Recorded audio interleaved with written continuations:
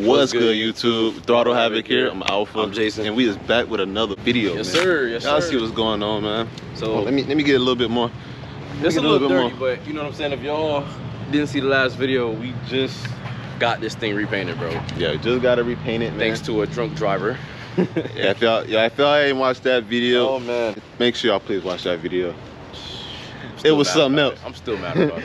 But shit, y'all see what's going on, man. We got this thingy here today. It's a little dirty. It's a little dirty. We wish we can give y'all a nice little representation of that paint, but got some red flakes in there. You just can't see it right now because you can see it, but the light got to be hitting. Yeah, it's real hard. Like the light got to be slapping that paint. Yeah, and it's dirty. So you. And plus, we on a big ass tree. So yeah. And yes, it is Florida. We are some Floridians, so yes, it's like 90+ degrees out, and we do have on hoodies. Don't question it. That's a Florida thing. So yeah. So what we got for y'all today, we're gonna be giving y'all the most common problems in y'all S550 Mustang. We know, cause a lot of y'all are buying these cars now, bro. They're at a reasonable price. You got the. Hey, I'm going to say this right now. This is probably the best car you can get for your money.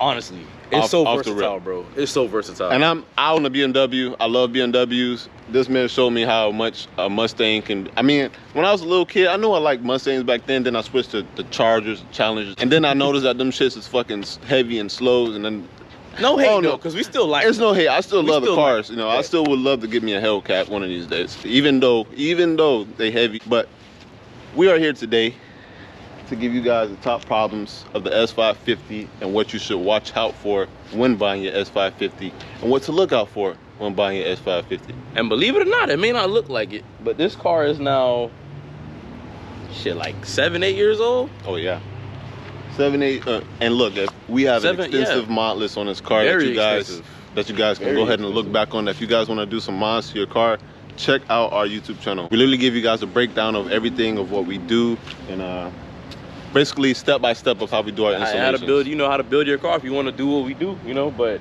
also, I mean, shit, this car came out. These came out in 2015. This one's a 2017, but now they got the S650 out, bro. 2024, you know. So the price is really coming down on these now, and I feel like I like S197s, but I feel like they're not as versatile as this chassis. And most of them are a little more clapped out. So yeah, you can still find some of these that are in good condition, you know what I'm saying, without being like just molested. That sounds terrible. But yeah, so let's get into the video, man, you know. All right, now first things first, man, is your damn bumper clips. Now, from factory, when you buy these cars from Ford, now these bumper body lines is not completely perfect. Now they will try to be, but to prevent the bumper from sagging or even showing just a minimal gap, what you guys want to purchase is a quit latch system to prevent your bumper from sagging. Also, when you have this installed, it also makes taking off the bumper a whole lot easier, even making it for maintenance. If you guys want to do maintenance on your, let's say on your radiator or whatever, whatever. You don't have to worry about breaking the damn clip. Yeah, you don't have to worry about breaking the clip. And also, it makes it so much easier putting it on and off. Highly recommend these. And to piggyback off of that, when I went looking for cars at dealerships when I was first buying them, it was a common issue. Like, you would go around and you would see at least half the S550s on the lot having that gap in the bumper sag, you know, especially once they were out for a year or two. So the guy at the body shop tried telling me, oh, it's not a common problem. I'm like, bro, it really is. If you go look on forums and you go look around at dealerships and places that have these without without bumpers that have been changed or without, you know, these kind of latches, it's a problem. So don't let nobody tell you otherwise. All right, so come with me over here. As you can see, right, the window is completely up. When you open it, drops a little bit, close it, goes back up. That is how these Mustang windows are supposed to work. Let's go to the other side. Come with me, stay with me, stay with me. Look at this. See that right there? See that right there? It's not up. Now you open it, doesn't do anything. Close it, doesn't do anything. I have videos, we are gonna put it in the video. This thing constantly goes up and down sometimes, right? Like, it'll go from here, like you're driving, just doot, doot, doot, doot. It's annoying as hell.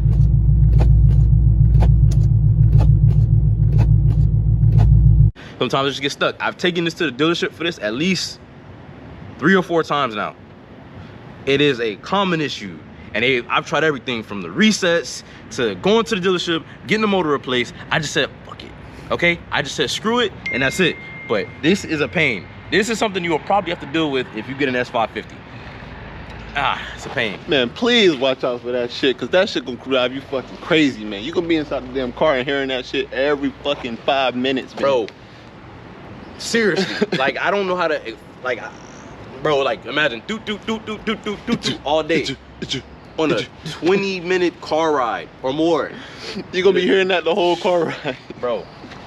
And it does it randomly, like it's sporadic. It doesn't even have like a set time of when it wants to do it. It just does it. So that's thing 2. Y'all look out for that. All right, so as you guys can see, well, it's working right now, but there's actually 2 issues in this car. One is the volume button. When you turn this music down, it turns the music up. Okay? Yeah. We don't know how that's impossible, but it's possible.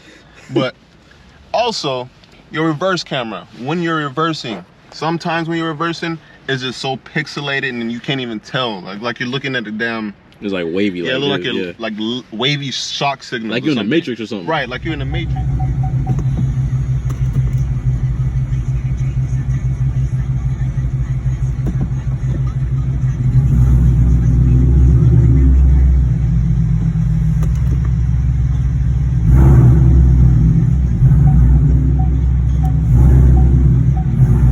Now, we don't know exactly what that issue is. Jason already took this car to Ford about 5 different times to get this situated. There's a recall on it now, actually. They sent me something in the mail. There's a recall on it. But now there's a recall on it. But now it wants to work fine, I guess. But now that I found out that there's a recall out for it, now that all the systems are starting to work now. But guys, make sure you guys watch out for that. And also the volume button. The volume button will piss you off as well. Also, when you're connected to Bluetooth, sometimes it will literally kick your ass out and act like you don't even own this car. So remember, I had to get it updated like 4 times too.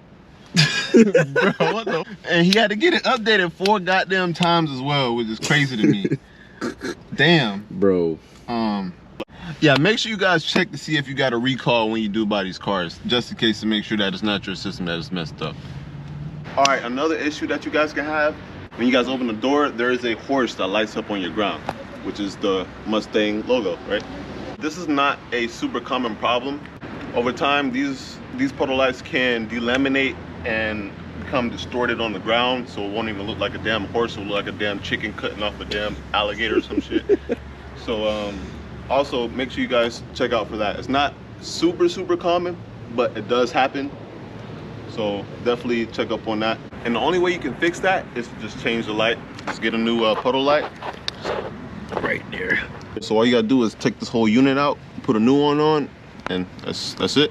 So the next real issue I say with this car, if you have the manual, this does not apply to you if you have the automatic, because that's the 6R80, depending on where you got 6R80 or 10R80. 10R80 was 18 to 20, well, to present, 6R80 was from 2011 to 2017. So this car has an MT82.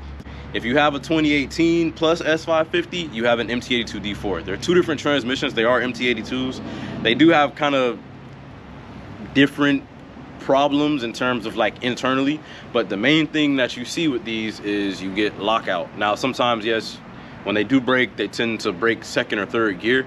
That's a whole nother issue entirely. You can fix that by just swapping to a T56, or you can get a built bin caliber transmission, which is what I'm gonna end up doing. Some people say don't, some people say do. We're gonna give it a try. Reason being is I already have a clutch, a drive shaft, a flywheel, a shifter, everything for this transmission, so it would not be cost effective for me to go T56. But that being said, we did make a whole video explaining the lockout issue with this particular transmission, and that is a very common issue. I can drive this car pretty well and I can shift pretty fast.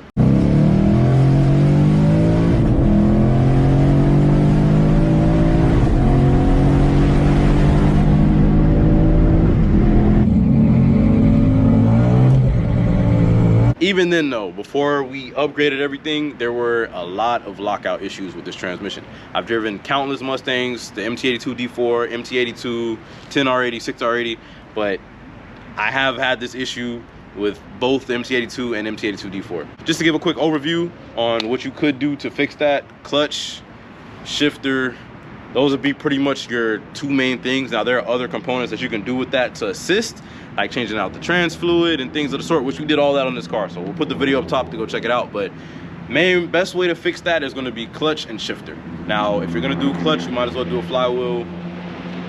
And if you're gonna do a shifter, take the tranny out, you might as well, well, that depends. If you do the trans-mounted shifter, you might as well change the trans fluid and change the brake fluid and the clutch, everything. That's pretty much it. So it's just that MT82 is real hit or miss. I've seen some make 1,000 horsepower, some break on stock power. So it's a gamble in that sense, but it's a lot more fun than driving the auto cars. And I'm telling you from me, I've driven 10 R80s, 6 R80s in these cars with various modifications.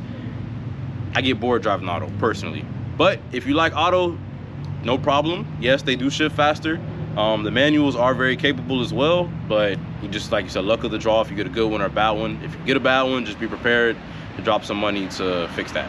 That's it. And most importantly, but not goddamn least, is a damn wheel hop. Now I know a lot of you guys been hearing this on the web about Mustang wheel hop, Mustang crowd killers or whatever. That's the reason, goddamn. At least in this chassis. Yeah, at least in this chassis. Now, what causes this car to have so much wop? Now, what causes this car to have so much wheel hop is the fact that the bushings that are installed in this car is very, very soft. Now, this will make your car very unpredictable, unstable, and make it very hard to even put power down to the ground. Now, one of the ways you can actually fix this is going to Throttle Havoc and checking out that suspension video we have, because that will explain everything. Nah, but not for real though. The ways that you can fix this is installing what they call a stop the hop kit. Now, Steeda sells extensive parts for this S550. If you guys don't know, like I said, check out that video. You guys will not be disappointed. Check out that video. All right, now sorry guys, there's a truck back here, so if you hear a little bit of noise, this is why. But going back to our little wheel hop situation. Some of the parts you can use to actually fix this is diff bushings and vertical links, subframe bushing supports and subframe braces, and also a good set of performance lowering springs. These 5 parts will drastically stop wheel hop and give you the best performance out of your car, while also not sacrificing your ride too much. All right, so as you saw, Alpha just mentioned suspension, and that is a big issue with these cars in stock form, because let's face it, there are granddads and college age girls buying this chassis, so they need to make it comfortable. That leads me to my next point. The biggest issue with these cars, the biggest problem you will face is you, the driver. You are the problem, not the car. Don't get me wrong, I give it to you, right? So Mustangs are front heavy, you know, the back end is a little light, and they are powerful. So it's not as easy of a platform to drive compared to other more balanced vehicles. However, you're the problem. Don't let it be like, oh, I can't keep the car straight. Oh, it's not my fault, it's the car's fault. It's not the car's fault. It's your fault for not being able to drive it well. Go to some tracks, get some professional driving help if you need to. Have somebody sit in the car with you and teach you the proper way to drive on a track. You take these things to a track, you'll be able to drive it on the street. I promise. I promise. It is you, okay? So there are times, yes, where things happen, you know, and nobody's perfect.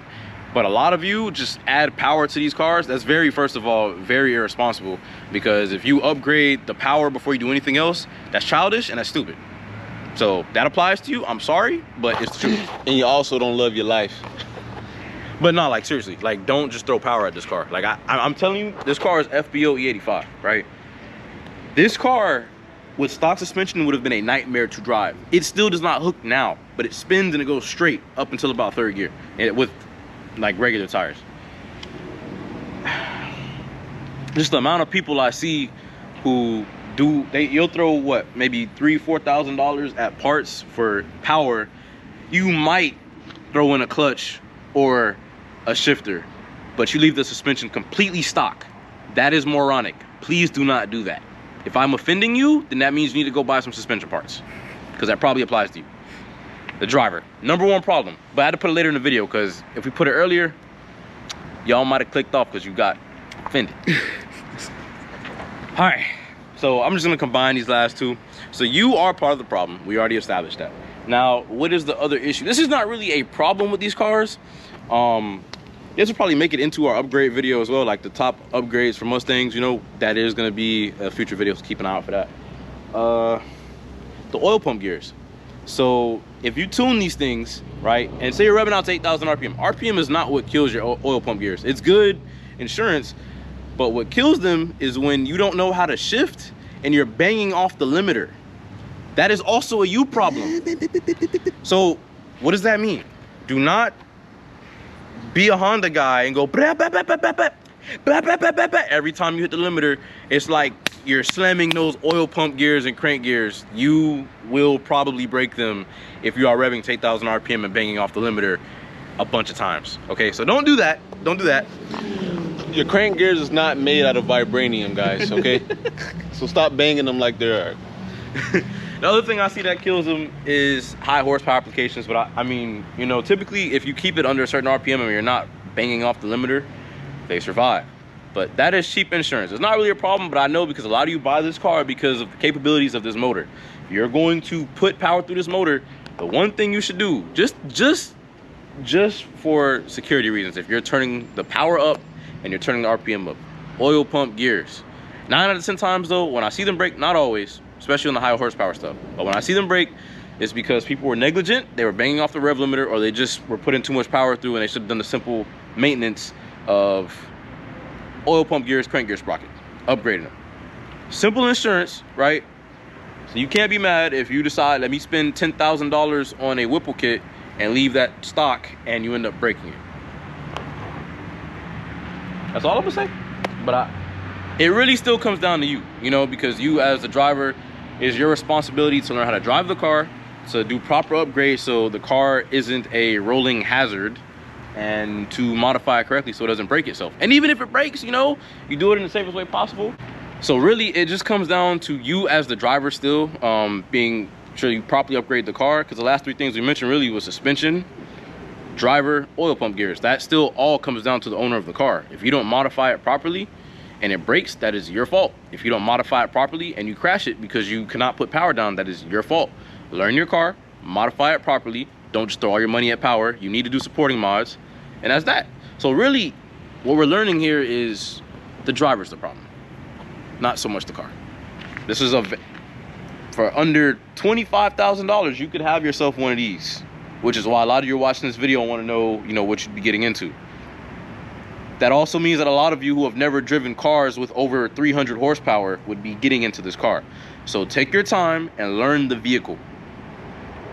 Seriously, learn it. All right, last but not least is gonna be your wheel bearings. Now, Jason has replaced these a good 4 different times now, okay? So 5 of them. Oh my bad, 5. So damn sure, make sure you guys buy, matter of fact, make sure you guys purchase extra, just in case. They don't go out that often, but yeah, it's definitely a problem with these cars. Yeah, it's definitely a problem with the car. So, and also to fix that situation, do not go aftermarket, please go OEM. Because aftermarket is a 50% chance that those parts are going to last you a long time. So it's in your good interest to make sure that your wheel bearings are good and make sure that they are handled and taken care of. But that's going to be all for this video. Go ahead and check out our suspension video. It's going to give you guys a lot more information on those parts that we talked about inside this video. Also the video we did about the MT82, how to stop the high RPM lockout, check that one out too. Also, go ahead and go over to our Instagram at throttle_havoc, where we post news and updates on the channel. And if we missed anything, drop it in the comments, let us know. Make sure you guys like, subscribe, leave a comment, let us know if this video helped you out. Hopefully I didn't hurt anybody's feelings too bad, but like I said, if it did, you need to go fix that. You guys need that. That's what it is. You guys need it's tough love. It's tough love. It's tough love, but hey, love that you guys need. But that being said, man, we is out.